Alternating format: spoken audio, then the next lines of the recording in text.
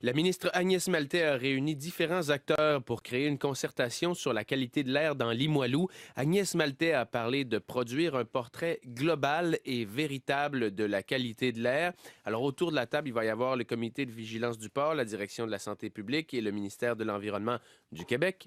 Bien sûr, il faut le préciser. On va parler de ce dossier avec l'un des acteurs, finalement, le docteur François Desbiens, directeur de la santé publique de la capitale nationale. Bonjour, Monsieur Desbiens. Bonjour, monsieur Poilane. Eh oui, parce qu'on fait souvent des entrevues, vous et moi, mais on va se vous voyez quand même. Qu'est-ce qu'on cherche à savoir vraiment avec cette concertation? Vous, d'un point de vue santé publique, qu'est-ce que vous cherchez à savoir? Mais nous, du côté santé publique, ce qu'on veut, c'est avoir le maximum d'informations concernant la qualité de l'air dans Limoilou et aussi dans les quartiers périportuaires, des activités portuaires. Et à l'invitation de Mme Maltais, hier, nous avons participé à une rencontre pour leur faire part qu'il était nécessaire d'avoir toutes les informations pertinentes concernant la qualité de l'air dans Limoilou. Mais par exemple, qu'est-ce qu'on pourrait découvrir? Qu'est-ce qu'on cherche à apprendre? Mais donc, on sait que la pollution de l'air peut avoir des effets sur la santé, soit du côté cardiovasculaire, du côté asthme et même du côté cancer.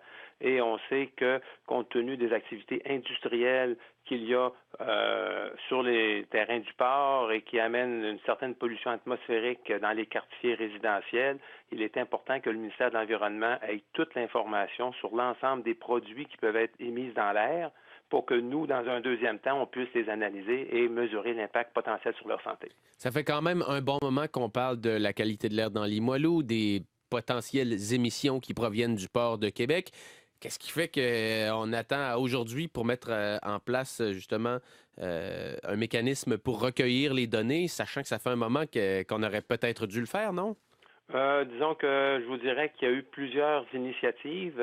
Madame Maltais avait annoncé la création d'un comité de vigilance des activités portuaires présidé par Madame Suzanne Véraud, conseillère municipale, et c'est suite à des représentations faites par Madame Véraud, faites par Madame Lalande de l'initiative citoyenne dans Limoilou, Madame Maltais a réalisé qu'il manquait de l'information pour le comité de vigilance des activités portuaires.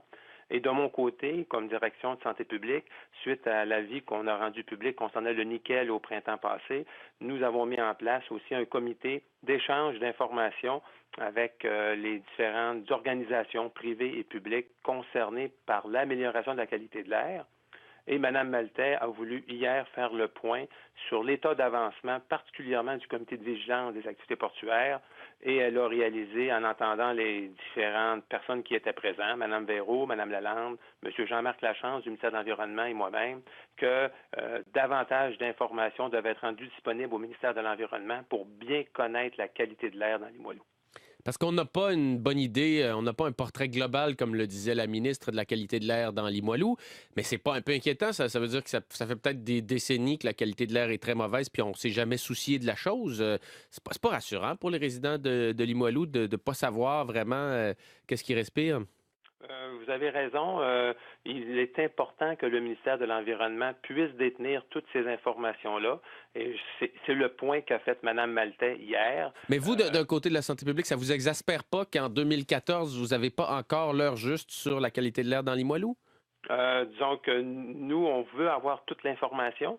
Et c'est pour ça qu'on a accepté l'invitation de Mme Maltais hier et que nous appuyons sa démarche à l'effet que tous les partenaires puissent transmettre l'information au ministère de l'Environnement, qui est le ministère responsable de la mesure de la qualité de l'air dans les quartiers résidentiels de Limoilou, et qu'on puisse par la suite faire une analyse exhaustive des risques à la santé. Donc, nous appuyons la démarche de Mme Maltais. Bon, et quand est-ce qu'on peut attendre des résultats?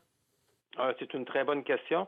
Ça va dépendre de la rapidité avec laquelle le ministère de l'Environnement va pouvoir recevoir les informations de l'ensemble des organisations privées et publiques concernées. Bien, Monsieur Desbiens, merci d'avoir fait le point avec nous et on va suivre ça évidemment.